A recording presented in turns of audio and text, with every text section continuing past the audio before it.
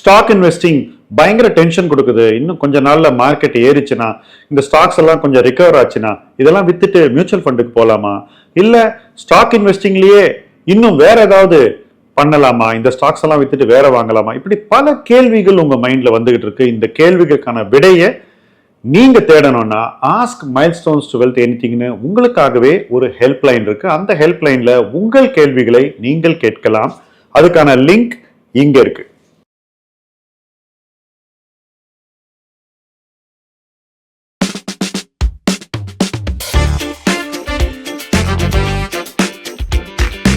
இன்றைய உரையாடல் பை முதலீட்டு காலம்ல விக்னேஷ் நாகப்பன் மறுபடியும் வந்திருக்காரு. நம்ம ஜான்வரியில ஆண்டு துவங்குவதற்கு முன்னாடி, இன்ஃபேக்ட் டிசம்பர்னு சொல்லணும், டிசம்பர் இறுதியில பேசணும்.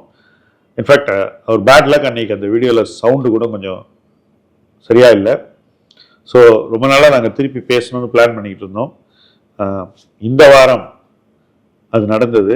இந்த வீடியோ உங்களுக்கு இன்றையிலிருந்து என்ன சொல்லணும், என்ன செய்யணும் அப்படின்ற ஒரு ஃபோக்கஸில் எடுக்கப்பட்ட ஒரு வீடியோ.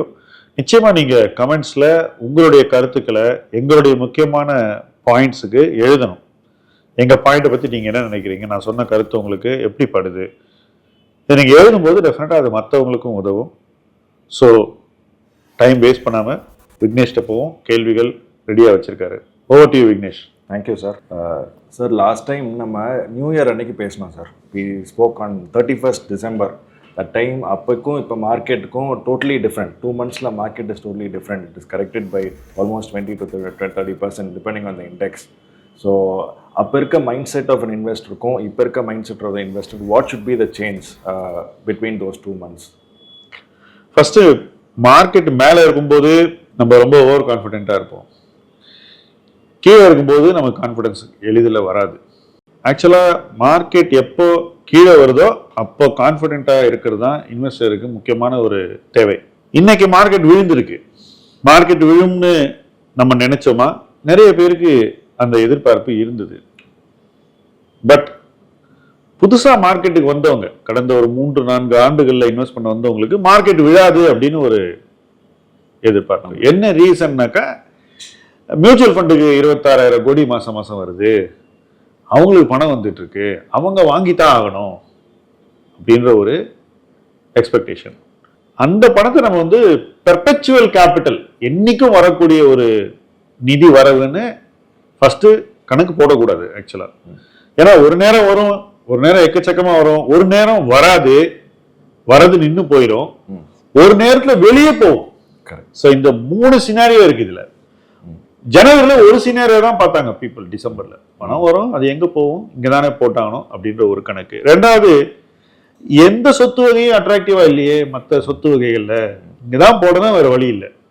பட் இந்த இடைப்பட்ட காலத்துல நான் பார்த்தேன், நிறைய பேர் ஷேர்ஸை வித்துட்டு ப்ராப்பர்ட்டி வாங்கினாங்க. இந்த 2 மாசத்துலயே நடந்த ஒரு விஷயம் நான் சொல்றேன். நிறைய பேர் அவங்க போர்ட்ஃபோலியோ மொத்தமா லாக் ஸ்டாக் பேரல் வித்துட்டு ப்ராப்பர்ட்டி வாங்கினவங்களாம் நிறைய பேர் நானும் பார்த்தேன். இப்ப இந்த ப்ராப்பர்ட்டி டிசிஷன் ஒரு ஃபைனான்சியலி எஃபிஷியன்ட் டிசிஷனா அப்படின்னு கேட்டீங்கன்னா, not really. It's an emotional decision. So அந்த எமோஷனல் டிசிஷனை நிறைய பேர் எடுக்கிறதுக்காக ஷேர்ஸை வித்து பணத்தை வெளியே எடுத்தாங்க. ஸோ இந்த ஃபால்ல இருந்து அவங்க காப்பாற்றப்பட்டார்கள் ஓரளவுக்கு அப்படின்னு நான் சொல்லுவேன். இப்ப நாளைக்கு ப்ராப்பர்ட்டி வேண்டா கிட்டத்தட்ட இதே விளைவு தான் அங்கேயே நடக்கும். இப்போ மூட் எப்படி இருக்குனாக்கா, யாரெல்லாம் கன்சர்வேட்டிவ் இன்வெஸ்டரோ, யாரெல்லாம் வந்து பணம் போட தயங்கினாங்களோ 2 மாசம், அவங்க எல்லாம் முன்னுக்கு வந்து இப்போ இன்வெஸ்ட் பண்ண ரெடியா இருக்காங்கன்னு நான் பாக்குறேன். ஃபர்ஸ்ட் பாயிண்ட், என்ன வாங்கலாம், மார்க்கெட் தான் இறங்கி இருக்கு, உங்க மைண்ட்ல தான் இருக்கா, எந்த செக்டர் பார்க்கலாம், எந்த கம்பெனி பார்க்கலாம், எந்த மியூச்சுவல் ஃபண்ட் பார்க்கலாம், அந்த ஒரு தேடல் இருக்கு. எல்லாருமே looking for where to invest. அது conservative people. But aggressive people வந்து அந்த ஒரு கான்ஃபிடன்ஸை இப்போ காட்ட தயங்குறாங்கன்னு நான் சொல்லுவேன். என்ன ரீசன்னா, அன்னைக்கு அக்ரெசிவா இருந்தவங்க இன்னைக்கு அந்த அக்ரெஷன்னால அவங்க போர்ட்ஃபோலியோல ஒரு விளைவை சந்திச்சிருக்காங்க. டிராடவுன் அவங்களுக்கு அதிகமா இருக்கும். கன்சர்வேட்டிவா இருந்தவங்களுக்கு அந்த அளவுக்கு டிராடவுன் இருக்காது. ஸோ அக்ரெசிவா இருந்தவங்க இன்னைக்கு என்ன நினைக்கிறாங்க, ஏற்கனவே அக்ரெசிவா இருந்ததுக்கு நம்ம ஒரு விலையை கொடுத்துட்டோம், மேலும் அக்ரெசிவா இருந்து மார்க்கெட் மேலும் சரிந்தால் நமக்கு இன்னும் அதிக விளைவுகள் இருக்கும், அதனால நம்ம கொஞ்சம் பொறுத்து தான் போகணும், அவசரப்படக்கூடாது அப்படின்னு இப்போ ஸ்லோ டவுன் ஆயிட்டாங்க. சோ கிட்டத்தட்ட அந்த ரோல் ரிவர்சல் தெளிவா தெரியுது. ஜனவரியில அக்ரெசிவ் பீப்புள் வெயிட் பண்ண ரெடியா இல்ல. கன்சர்வேட்டிவ் பீப்புள் வெயிட் பண்ண ரெடியா இருந்தாங்க. மார்ச்ல அக்ரெசிவ் பீப்புள் வெயிட் பண்ண ரெடியா இருக்காங்க, அவங்களுக்கு வேற வழி இல்லை. கன்சர்வேட்டிவ் பீப்புள் இன்வெஸ்ட் பண்ண ரெடியா இருக்காங்க. ஸோ இந்த ஒரு சேஞ்ச் டெஃபினட்டா எனக்கு தெரியுது மார்க்கெட். ஸோ இப்போ நீங்கள் அந்த மீட்டிங் அந்த டிஸ்கஷனில் பேசும்போதே சொன்னீங்க மிட் கேப்ஸ் வந்து last year surprising outperform பண்ணியிருக்கு, நான் எதிர்பார்க்கல அவுட் பர்ஃபார்மன்ஸு. ஸோ இந்த வருஷம் I think it is better to reduce the risk there, ஏன்னா சர்ப்ரைசிங்காக இருந்த அவுட் பர்ஃபார்மன்ஸ் நீடிக்காது அப்படின்னு சொன்னீங்க. அதே மாதிரி தான் ஆயிருக்கு. ஸோ இப்போ அந்த டைமில் செல் பண்ணாதவங்க அவங்க இப்போவாவது செல் பண்ணணும் இல்லையா, இல்லை they should be waiting for it to come பேக்கா, இல்லை வாட் யூ லுக்? அந்த வெரி டிஃபிகல்ட் கொஸ்டின் விக்னேஷ். என்ன ரீசன்னா மேலே இருக்கும்போது விற்கிறதுங்கிறது very obvious easy decision to make. கீழே வரும்போது அதே டிசிஷன் வந்து கொஞ்சம் டஃப் ஆயிடுது. கரெக்ட். இன்னொரு விஷயம் நான் சொல்றேன், நான் வந்து லார்ஜஸ்ட் மிட் கேப் ஃபண்ட்ஸை ஸ்டடி பண்ணேன் லாஸ்ட் 2 daysல.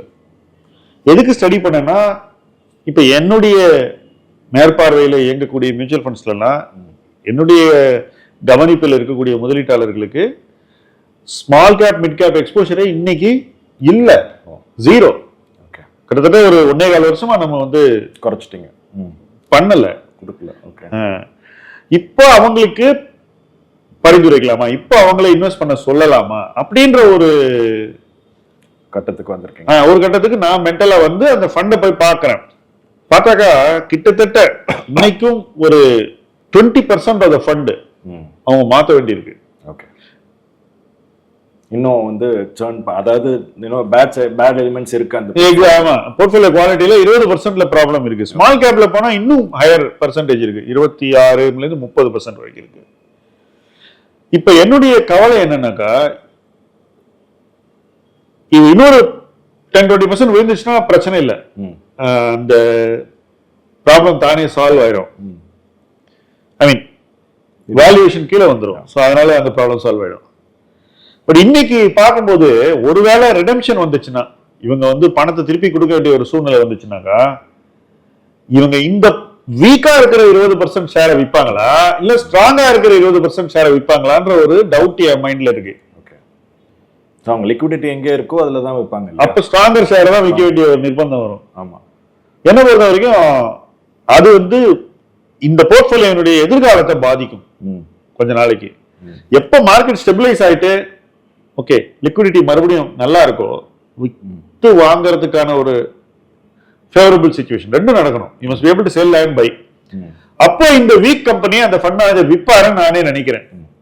அவர் ஒன்றும் விஷயம் தெரியாதவர் இல்ல. நீங்க ரொம்ப பணம் கொடுத்ததுனால அவர் வந்து விற்கக்கூடிய பல டிசிஷன்ஸ் தள்ளி போட்டார். Because he has to already deploy money.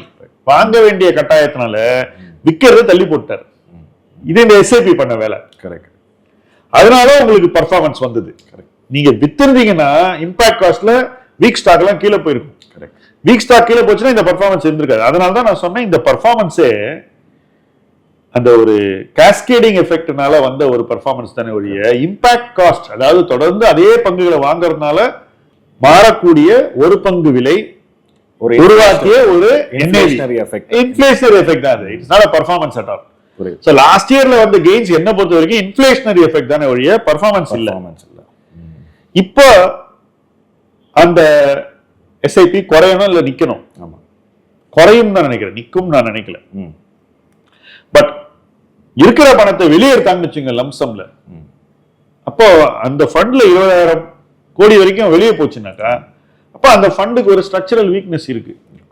Okay, இவரால எதை விற்க முடியும்ன்ற ஒரு கேள்வி இருக்கு. இன்னைக்கு மார்க்கெட்ல லிக்விடிட்டியே இல்லை. நானே பார்த்தேன், என் போர்ட்ஃபோலியோ இருக்கிற ஸ்டாக் எல்லாம் விற்கணும்னா 6 மாசம் இருந்ததோட இப்ப இன்னும் 2 மடங்கு நேரம் ஆகும். HDFC வால்யூம்ஸே வந்து செப்டம்பர்ல இருந்த ட்ரேடிங் வால்யூம்ஸ் விட HDFC பேங்க் பத்தி சொல்றீங்க அந்த ஷேர்ல. You are right. ஸ்மால் கம்பெனிஸ்லாம் இன்னும் பயங்கரமா இருக்கு. ஒரு 10% விற்கணும்னா நம்ம போர்ட்ஃபோலியோல விலை 20% இறங்கிடுது. ஆமா, விற்கவே முடியாத ஒரு சூழ்நிலை இருக்கு. அப்ப இந்த சூழ்நிலையில முதலீட்டாளர் பணத்தை திருப்பி கொடுன்னு சொன்னாங்க. ஒண்ணு புது முதலீட்டாளர் வந்து கொடுக்கிற பணத்துல இருந்து இந்த பணத்தை திருப்பி கொடுக்கணும். புது முதலீட்டாளர் வரலனாக்கா வித்துதான் பணத்தை கொடுக்கணும். அப்ப 2024 நடந்ததுடைய நேர் எதிர்மறையான ஒரு எஃபெக்ட் போர்ட்ஃபோலியோ நடக்கும். சோ அங்க 25% மேல போச்சு, இங்க கீழே போகும். இப்ப ஏற்கனவே 20% கீழே வந்துருச்சு. ஆனா யாரும் பணத்தை திருப்பி கேட்கல இன்னும். அது இல்லாம இவ்வளோ எஃபெக்ட். ஸோ இந்த ஃபியர் என் மைண்ட்ல இருக்கும்போது எப்படி வந்து இதை நம்ம வந்து டெசிஷனா மாத்துறதுன்ற ஒரு பிரச்சனை சிக்கல் இருக்கு.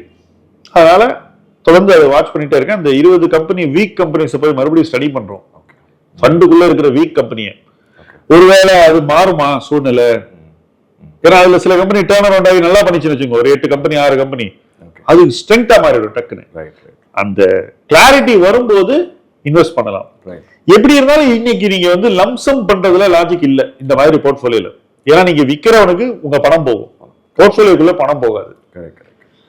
சிப்பு பண்ணணுமாங்கிறத கேள்வி. இப்ப நிறைய பேர் வந்து இந்த சிப்பே தப்பு அப்படின்னு பேசிக்கிட்டே இருப்பாங்க. சிப்ல ஒண்ணும் எனக்கு பிரச்சனை தெரியல. இப்ப நான் சொல்றேன் பாருங்க, இந்த கேள்விக்கான விடையை சரியா தெரியும்னா சிப்ல பிரச்சனை இல்லை. சோ அந்த ஆன்சர் நமக்கு கிடைக்கணும். இப்போ மார்க்கெட் வீழ்ந்துருச்சு, அதனால நான் வந்து என்னை ஃபோர்ஸ் பண்ணிக்கிட்டு அந்த டெசிஷனுக்கு விரைஞ்சு ஓடுறதுங்கிறது என்னை பொறுத்த வரைக்கும் நான் செய்யக்கூடாது. பேசிக்காக அந்த போர்ட்ஃபோலியோ படிச்சு அப்புறம் பொறுமையா டிசைட் பண்ணணும். See where the quality is emerging. அந்த அதுக்கப்புறம் நம்ம அந்த டெசிஷனுக்கு போகணுங்கிறீங்க. சிப்பை கண்டினியூ பண்றதுக்கு அண்ட் சிப்பை வந்து புதுசா ஸ்டார்ட் பண்றதுக்கு நீங்க நான் சொல்றது மிட் கேப்பை பத்தி. ஓகே. ஸோ இந்த மிட் கேப் வந்து என்ன ஆயிடுது, ஒரு லாஸ் அவர்ஷன் வந்து இல்லாம இருக்கணும்ன்ற மாதிரி ஒரு ஆங்கரிங் பயஸோட இருக்கவங்கலாம். அதை திருப்பி எக்ஸ்பிளைன் பண்ணுங்க. லாஸ் அவர்ஷன்னா இப்போ நான் வந்து 100 rupeesல வாங்கியிருக்கேன், அது இப்போ வேல்யூ இப்போ 70 rupeesல தான் இருக்கு ஆஃப்டர் த கரெக்ஷன். ஸோ இந்த 2 months கரெக்ஷனுக்கு அப்புறம் எனக்கு தெரியும் it is not a great investment I made a மிஸ்டேக்னு தெரியுது. அதை நான் வந்து 80 rupeesல விற்கிறதுக்கு எனக்கு மனசு வரல. ஏன்னா வந்து நம்ம 100 rupeesல வாங்கியிருக்கோமே, 80 rupeesக்கு வந்துருச்சு, தப்புதானும் அது மென்டலாக அது புரியுது, பட் வந்து சைக்கலாஜிக்கலாக அதை ஏற்றுக்க முடிய மாட்டேங்குது. So should I sell at 80 rupees or what should I do? இப்போ லாஸ் அவர்ஷன் சொன்னீங்க, நான் 100 ரூபாயில ஒரு ஷேரை வாங்கியிருக்கேன், ஷேரை பத்தி தான் சொல்றீங்க. ஓகே, இன்னைக்கு அது 80 ரூபா வந்துருச்சு, 80 ரூபாயில விற்கிறதான்ற ஒரு இது இருக்கு. 100 ரூபாயில வாங்கினதே 80 ரூபாய்க்குள்ள விற்கிறதான்ற ஒரு டைலமான்னு சொல்றீங்க. ரெண்டாவது பாயிண்ட் நீங்க சொன்ன ஆங்கரிங் பைஸ். 100 ரூபாயில நீங்க விற்கல, இன்னைக்கு 80 ரூபா இருக்கு. அந்த 100 ரூபாங்கிறது உங்க மைண்ட்ல ஆழமா பதிஞ்சிருக்கு. கரெக்ட். சோ 100 ரூபா வந்தா விற்கலாம்ப்பா. ஏன்னா இதுல என் காஸ்ட் வந்து ஒரு 60-50 தான் இருக்கும். சோ 100 ரூபாயில நான் விற்காத அதுதான். சோ 100 ரூபா வந்தா விற்கலாம்ப்பா அப்படின்ற ஒரு மைண்ட் செட் உங்களுக்கு வரக்கூடும். ஆமா. பட் அன்னைக்கு 100 ரூபா இருந்தப்போ நீங்க எனக்கு கம்மி விலை கிடைச்சா இந்த பங்கை வாங்கலாம் அல்லது இந்த ஃபண்டை வாங்கலாம் வேல்யூவேஷன் கீழே வந்தா அப்படின்னு நிறைய விஷயங்களை பத்தி யோசிச்சு வச்சிருப்பீங்க. இன்னைக்கு போய் அந்த இன்வெஸ்ட்மெண்ட்ஸை பார்க்கும்போது இன்னைக்கும் உங்களுக்கு அதை வாங்கலாம்னு தோணுதான்றது ஃபர்ஸ்ட் கொஸ்டின்.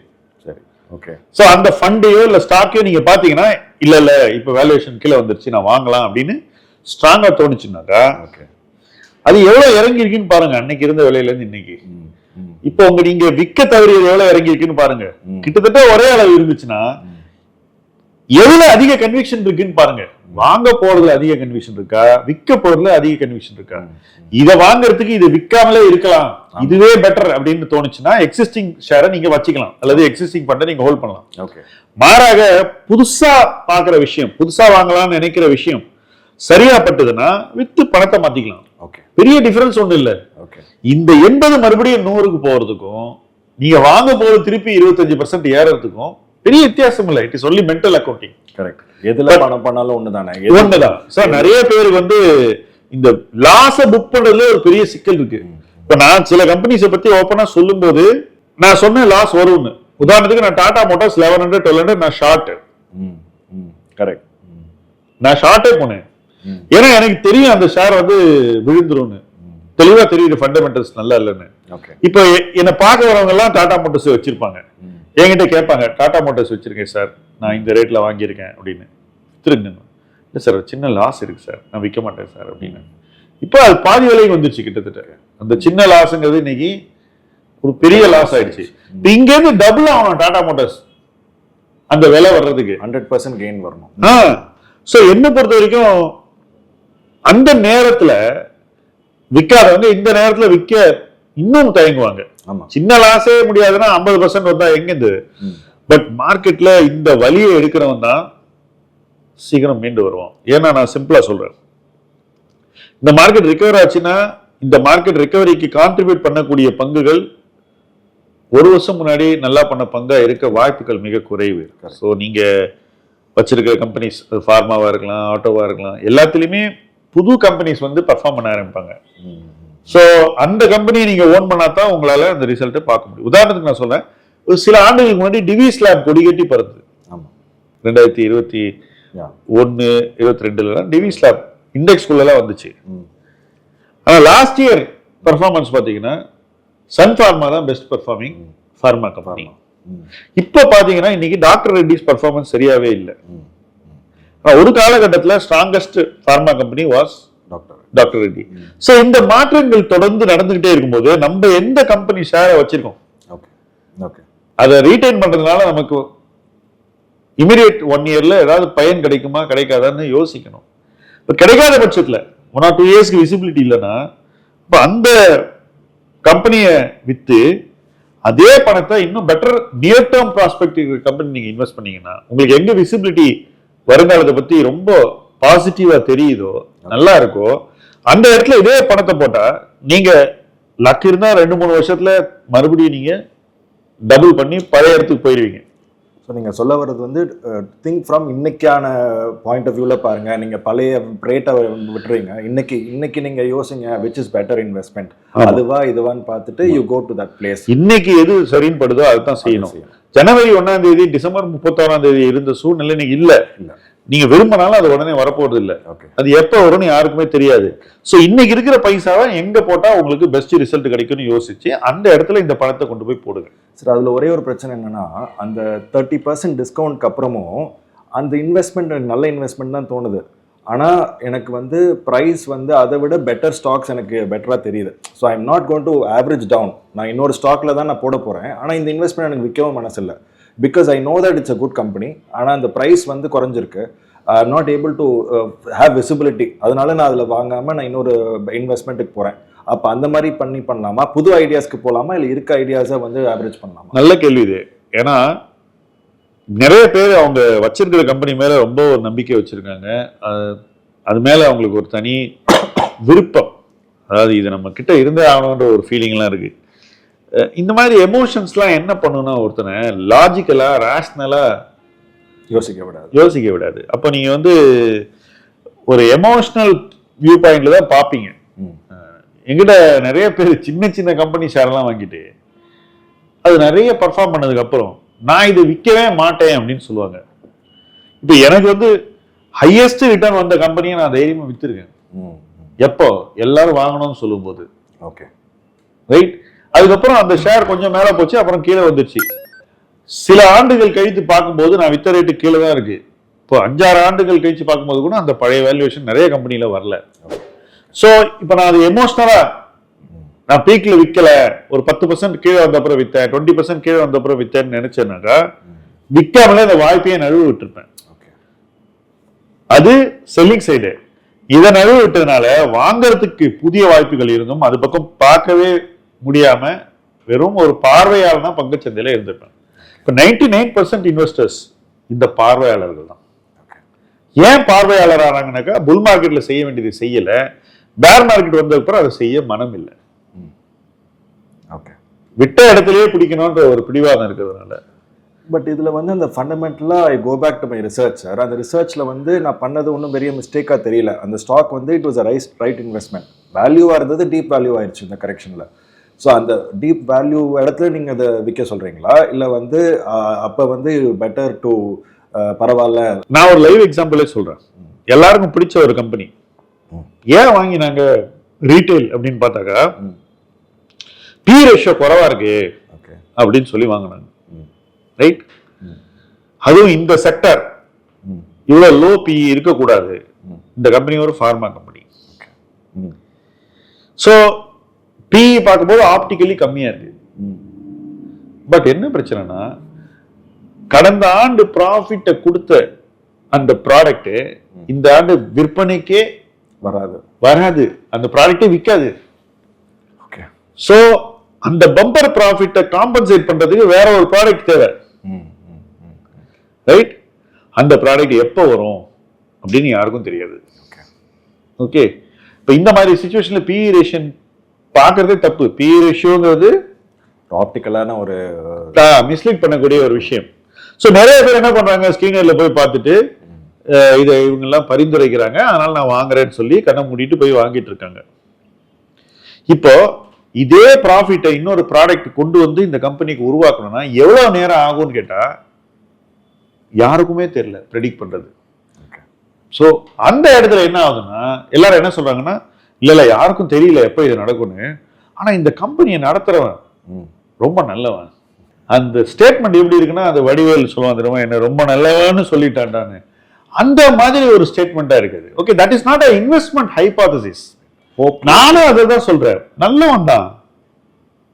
ஆனா அந்த நல்லவனுக்கு நல்ல நேரம் எப்ப வரும்னு தெரியாம நம்ம அந்த ஸ்டாக்கை வச்சுக்கிட்டு இருந்தோம்னா, ஏன் வாங்கினோம்னு கேட்டா லாஸ்ட் இயர் இபிஎஸ் இவ்வளவு இருந்தது அதனால பிஏ ரேஷியோ கம்மினாக்கா அது நமக்கு என்ன மாதிரியான ஒரு எக்ஸ்பீரியன்ஸை கொடுக்குன்றத நிறைய பேர். ஸோ நீங்கள் ஹோப் வச்சு மட்டும் நீங்கள் வச்சுட்டு இருக்காதீங்கிறீங்க. விசிபிலிட்டி இல்லாட்டி ஹோப் மட்டும் நம்பி நீங்கள் வந்து நல்ல ஸ்டாக்னு எதிர்பார்த்துட்டு வச்சுட்டு இருக்காதீங்க அப்படின்னு சொல்றீங்க. Vignesh, hope can never be an investment hypothesis. நம்ம எந்த ஸ்டாக்காக இருந்தாலும் சரி,